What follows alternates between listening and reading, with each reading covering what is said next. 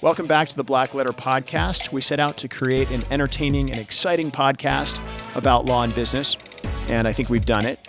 BlackLetter, the name, comes from the Gothic typeset that was originally used in the Gutenberg press. Over time, BlackLetter became the only font that English law books were printed in. Everything else was printed in regular type. It made it harder for kind of the common person to understand what the English law books said. BlackLetter came to represent something that was law, that was set in stone, that was sort of old and a well-settled fundamental principle of law. We're here to demystify BlackLetter law. We're here to demystify things that happen in business and law and where those two meet. And I hope you have fun listening. Hi, welcome back to the BlackLetter podcast. I'm Tom Dunlap, your host. If you haven't heard of COVID-19, then you don't live on the planet Earth. It's affected literally everything we do. And today, that's why we're doing this BlackLetter podcast once again by remote video. Here we are today in Virginia with an expert national leader in mental health and family law, John Whitbeck. And we're going to talk about some of the things that COVID-19 has done to families when it comes to things like child support, custody, divorce, things like that. It's been a really challenging time, not just from a legal standpoint and a practical standpoint for businesses, but for individuals too. They're trapped at home, they're emotionally stressed, and it puts strain on marriages and relationships as well. And by the same token, there are people who are in domestic relationship court orders having to deal with child support and custody and all of these things. And it's just a complicated mess of stuff. So here in Virginia on March 12th, Governor Northam signed an order declaring a state of emergency all the way through June 10th. And then to complicate things for child support, custody, and divorce, the Supreme Court of Virginia issued an emergency judicial order on March 16th, which limits the kinds of cases that can be heard. Without further ado, I'm going to introduce John Whitbeck, again, a national thought leader. He'll tell you a little bit about his background. And John, if I could just start, can you tell us a little bit about who you are, your background in mental health and family law, and then we'll just kind of dive into what's going on. Well, thank you, Tom. It's great to be with you. I'm a partner in WhitbeckBennett, which is a Leesburg, Virginia-based law firm with offices in Tyson's Corner in Richmond.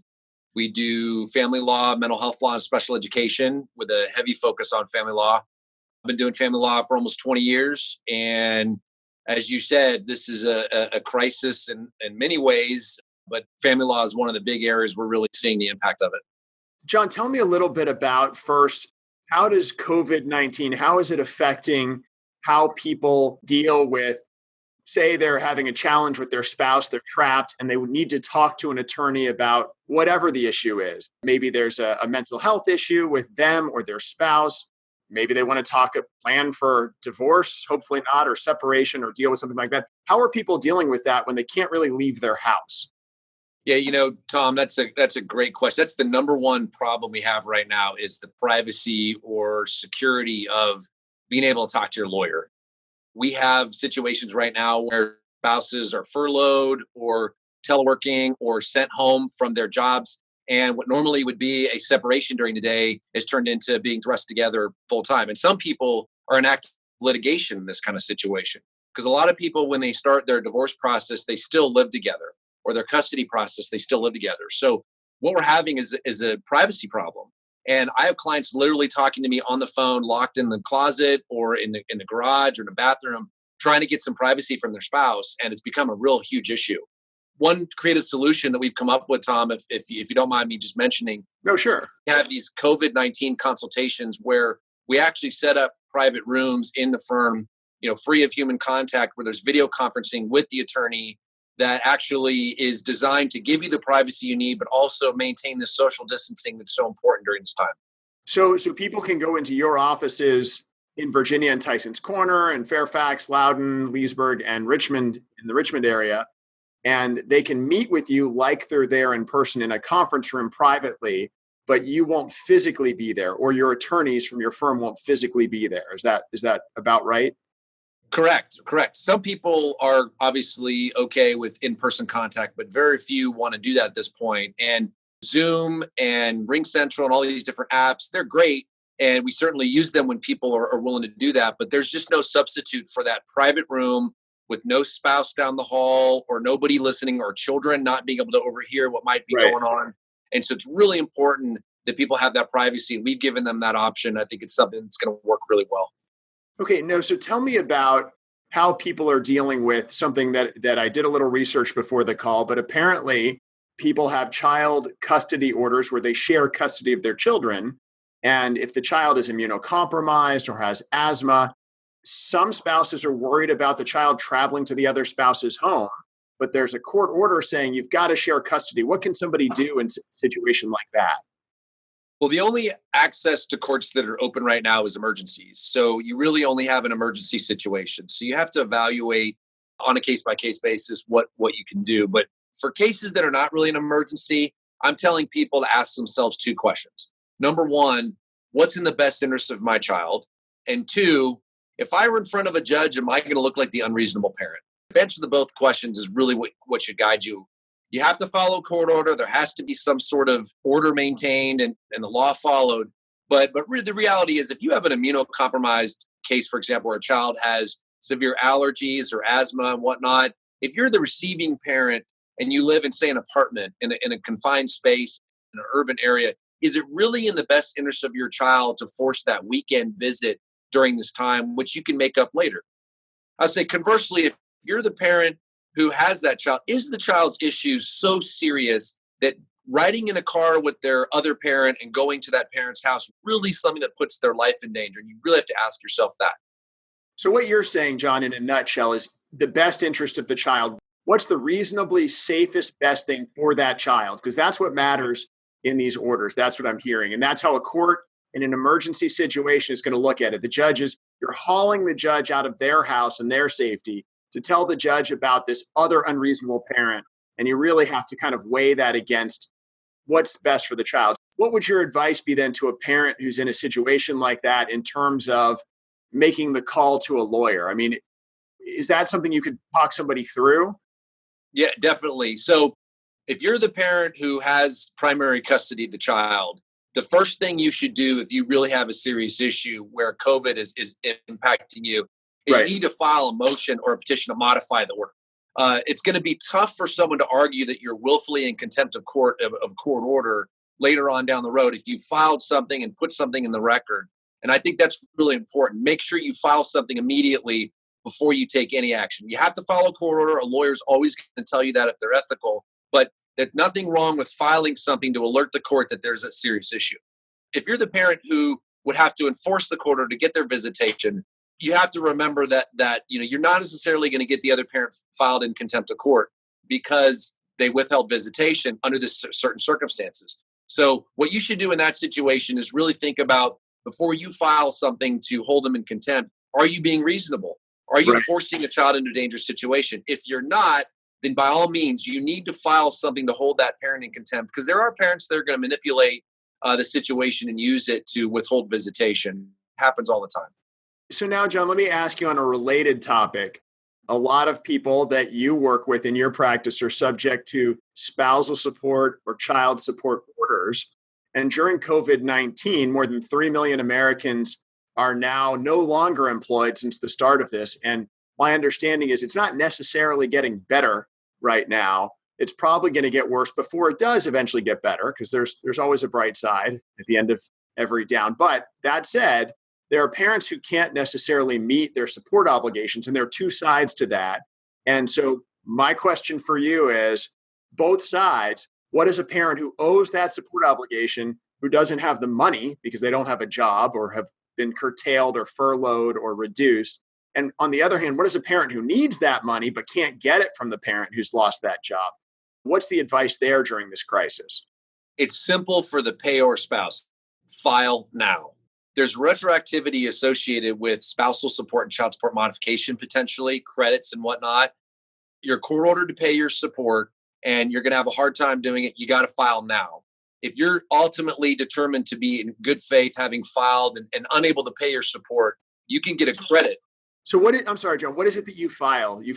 So if I owe money and I've lost my job, I need to file a motion or a petition to modify spousal support and or child support. So basically tell the court right away, hey, I've lost my job. or I've been reduced, or I don't have as much money as I had. I can't meet the obligation you're ordering me to pay. And to protect yourself, you need to get something in front of the court, even if they're not going to hear it. You need to get on record immediately. Okay. Normally, you can file on a material change in circumstances. There's no question in my mind that COVID-19 impact on your job is a material change in circumstances that's a good faith filing to modify support. Okay. What if I'm on the other side? What if I'm the payee spouse? What if I'm the one who's receiving support and my spouse is like, I can't pay you?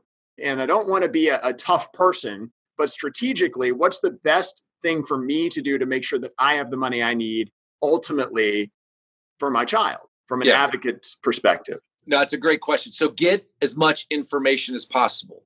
Okay. Normally, when we're talking about a support, we're talking about income and maybe health insurance and financial needs and whatnot. Delve into what's in bank accounts, what's in savings accounts. Figure out in Discovery, because Discovery's still going on. What do they have in their bank account? What are they contributing to their retirement accounts? What kind of bonus did they get this year? What are their future deferred compensation packages potentially? All these things can mean that they can still pay support during the temporary portion of this furlough. So if it's just a furlough and they're going to get their job back, this is only a temporary problem. If they are terminated, obviously it could be a long-term problem, but you still can get support temporarily if they have the means to pay it. Right. Okay. Well, and I suppose too, not to be crass about it, but that parent who's lost their job should be looking for a job. I assume there's an obligation to some degree to support the child. I don't know how that works. No, there is until a court order is entered otherwise. And most judges are going to bend over backwards to make sure support continues, but they're not going to force somebody to pay that can't pay. The person receiving support, it's really important to figure out that ability to pay. And before you just assume that the person's job loss means they can't pay, right, you want to go forward with discovery and find out. So you should file too to make sure you have that discovery process going on. So let's talk now about, I think it's the third thing in this realm of, we've got child support, spousal support, and child custody we've talked about. What about divorce itself? So people have been locked up in their homes. I thank goodness, because we're an essential function here as lawyers, we get to go to work and leave the house, get along with my wife. But I could imagine how challenging it is to have the kids at home learning remotely or just at home, and then your spouse at home. It's a different situation, and you're trying to work, and it's got to put strain on mental health and on relationships. What do you do? I mean, I don't, every circumstance is different. I get that. But generally, what's your advice if you feel I want to talk to a lawyer about my options? I realize something's wrong with my spouse or the relationship. It's not right. Have a consultation with a lawyer. Find out your options. If you're not, you should never go for a divorce until you're sure, just like you should never get married until you're sure. Right. And one thing you can do, you can have a consultation. You can have one of our COVID room consultations where you have the privacy you need, for an hour just to talk it through and figure out your options. But if you're certain that this is what you want to do, file for divorce now. Okay. The unbelievable delay that is going to happen with the court system after all the backlog of cases gets back on the docket. So now there's delay in getting divorces. For example, in Virginia, it's a 1-year waiting period if you have children to get a divorce, right? There's going to be delay. You're not going to get a trial date for a year anyway. Well, imagine now when all these cases from March and April and May and maybe even June are put back on the docket, the backlog is going to be insane. So file now. So you want to get ahead of the game. And so somebody could just literally call you, hop in their car, drive to one of the office locations, and walk into a room by themselves, close the door, and be on a video chat, just like we're doing right now, with you, and talk this through with you. Yeah. And I can get as much information as I need to get you filed. I can put it on the docket for scheduling super fast. I can get into court, and I can get you in early in the line here of the backlog. It's still going to be a long time, but think about all the things we got to do in the meantime. We got to do discovery. We got to get to the bottom of a lot of what your assets are and what your custodial issues are. We got to figure out each side's income. We got to figure out whether any special needs of the children that might need to be addressed, mental health issues, all that work that goes into normal divorces. It takes months to complete. Filing now gets you in the front of the line, and it ensures that you're going to be maximizing the time during the delay, doing all the preliminary work we need to do before we even get to court. Gotcha. Okay. And now, John, let's talk for a second about mental health and mental health issues and law and what's happening during this particular challenge in our American history here. And I really don't know what issues are appearing. I know that that's one of the things that you're kind of a leader in when it comes to mental health and family law. But what issues are you seeing? How do people deal with them? Mental health law or mental illness law is all about finding a strategy to get someone treatment in an imperfect system. The system just got a lot more imperfect. Healthcare workers are stretched thin. Bed space generally is lesser. Social distancing impacts the ability of professionals to treat individuals with mental health, but they are deemed essential. Most psychiatrists, psychologists are continuing to treat patients as always, just like lawyers are continuing to consult with clients as always, but it changes a little bit. I can see a situation where in the next few months, we're going to see a spike in the number of emergency commitment hearings that occur, involuntary hospitalization spike because people are affected differently by this. You could have a tragic death related to the illness. You could have someone who's infected by the illness who's already mentally ill that has unknown effects of the virus. Yeah. You could have people that are placed in situations where they're having to be stuck with people that exacerbate their illness. There's all kinds of things that can happen. The main thing to remember is that the courts are still open to you. This is an emergency situation. Most mental health law in Virginia and other states is emergencies. And emergencies can be heard, and that includes mental illness, includes criminal cases where the person may not be a criminal, they may just be mentally ill. All right. That can still be dealt with. So it's very important you talk to an attorney about how you can deal with your mental health strategy, even in a situation like we're in now. Okay. So I know, and John, isn't it right? You've served as both a substitute judge in regular court and as a mental health judge. So you've kind of seen this from all sides, not only as an advocate for families, advocate for the mentally ill, but also as a judge for both of those. Right. In the family context and in the mental health context. This reminds me a lot of the post 9/11 era in terms of the impact that had. And then the 2008 Great Recession, when people were hurting financially and it exacerbated mental health issues significantly. And you just need to remember that there's still access to the system during this period of time. Don't go dark. Have a strategy. Have a way to deal with the mental health issues that your loved one is facing, even in the face of a healthcare crisis. And so if they need to talk to somebody about a strategy, again, this clean room consultation or a phone call with you or an attorney who does what you do would be a good idea for anyone. That's right. You come to our office in a secure location without very limited human contact, have video conferencing in a private room, perhaps the person who's mentally ill is in your home with you right now. You can distance yourself from that, have the privacy by coming to one of our offices and having a video consultation in a private room in a more secure environment. And John, let me ask you this. Is there anything else that I haven't asked you about kind of the realm of family law and mental health and even the COVID-19 things that are going on that I haven't asked you today that I should have researched or asked you about, a question that I've missed? Well, let me add one other dimension to this. One of the practice areas we do is special education law. Okay. And that's basically maintaining your child's right to a free and appropriate public education. Even though we're in a period of time of long distance learning or remote learning, whatever your school district is calling it, there's still that duty to provide that public education to your child. So make sure that whatever the remote learning that's going on is addressing the special needs of your child. An IEP doesn't get canceled just because COVID-19 hits America. So make sure that you're looking at your special education options as well. What's an IEP, John? I'm sorry. Individualized education plan, okay, which is a education plan in normal times that's put in place to accommodate a child who has special needs in public education. That IEP may need to be reviewed. It may need to be looked at. You may need to have a Ring Central or Zoom meeting with the IEP team to make special accommodations. Remote learning is not going to be universal for every child. And we need to make sure that the children who need special treatment when they're in a classroom also get the same rights to that appropriate education when they're learning from home. Okay, understood. The big takeaways for me are for child custody, it's be reasonable and focus on the best interest of the child. And for everything, for support, custody, and divorce, file early so you get on the court's docket, get ahead of the game there. And if you can't pay or you need to get paid, you need to file early to get on the court's docket and to establish at the time that it happened what the circumstances were. So you see, those seem to be the big takeaways. Best interest of the child. And if you got to file, or if there's going to be an issue, file now, because you're going to be severely delayed by this crisis when courts do reopen in full. Yeah, couldn't have said it better myself, Tom. Well, you did say it. I just repeated it. John Whitbeck from WhitbeckBennett, thank you for joining us. And all my friends and watchers for the BlackLetter podcast, thank you for joining us for this special edition of the BlackLetter podcast, something that affects everyone. Stay safe. Download our podcast wherever you get your podcasts, from the Apple iTunes Store, Play, Spotify, and we'll see you next time on BlackLetter. Thanks.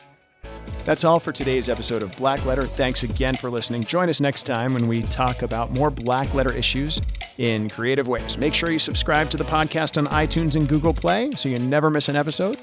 And to catch us on video, check out our website at blackletterstudios.com.